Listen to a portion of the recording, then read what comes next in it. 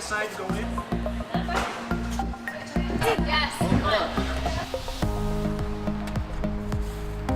Walls, and then we milled the shiplap ourselves. That's not okay.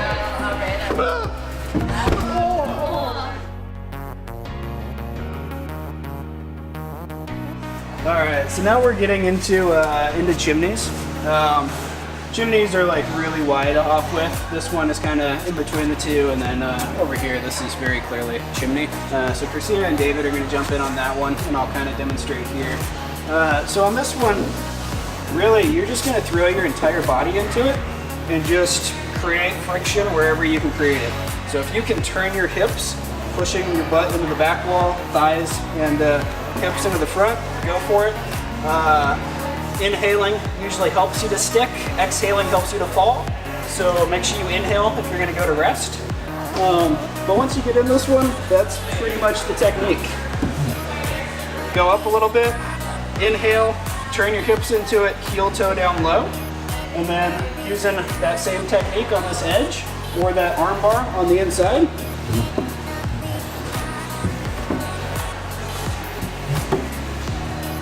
And just walking off in there. So twisting into it and, you know, expanding either your stomach or your chest to give you that friction inside the crack. That's a super secret technique.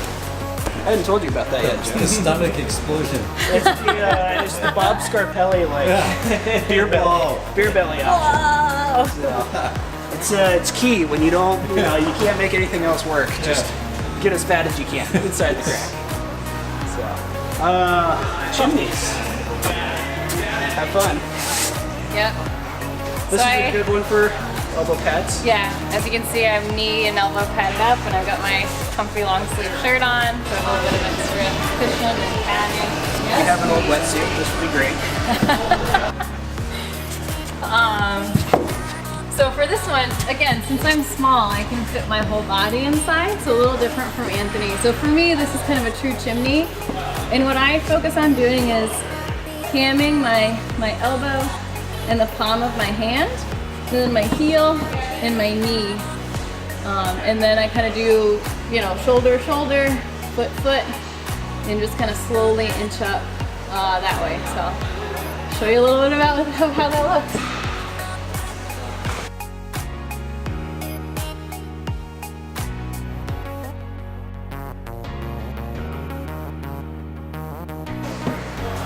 Elbows and palms against it. So it's pretty secure, but it's very small movements. So it requires kind of a lot of endurance to get all the way up. But it's really good for endurance training for rock climbing.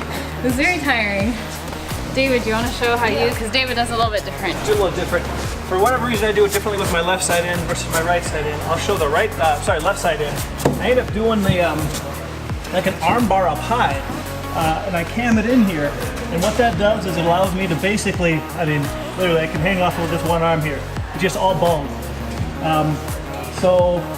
And then I do a combination when I get up in here, I actually twist my hips. I'm twisting out like this and locking my hips in as well. So between those two things, I kind of work up. Joe wants to give it a go. Lock my hip, and then I advance my arm a little bit higher. Nice. So this is, again, like Kristina, very secure. So that's kind of the idea. Yeah. David, have you tried Kristina's method? It's a little bit tight because my appendages are a little bit longer in this direction. I don't get the same kind of locking. It's much more straight. It's right on my bone of my arms.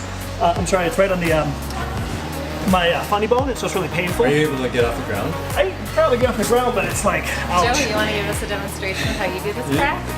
So that hurts a lot. So with my arm length there, it's the subtle differences like that. But I'll show actually what I do when I go right side in. For whatever reason, I do something kind of different. I end up kind of grabbing like this and doing it like a strut down like this. And what I'm able to do is turn this a little bit long. I'm able to turn my elbow in a little bit, and just that much of a difference shortens my longer appendage can fit in there and lock in there really quite well.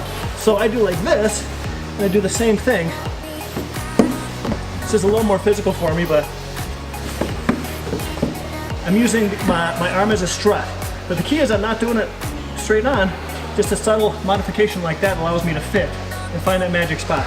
And again, that's what I was saying earlier, where every crack is sized to, every body is sized differently, and so you just got to find a way sometimes to adjust your body to fit what the crack has to offer.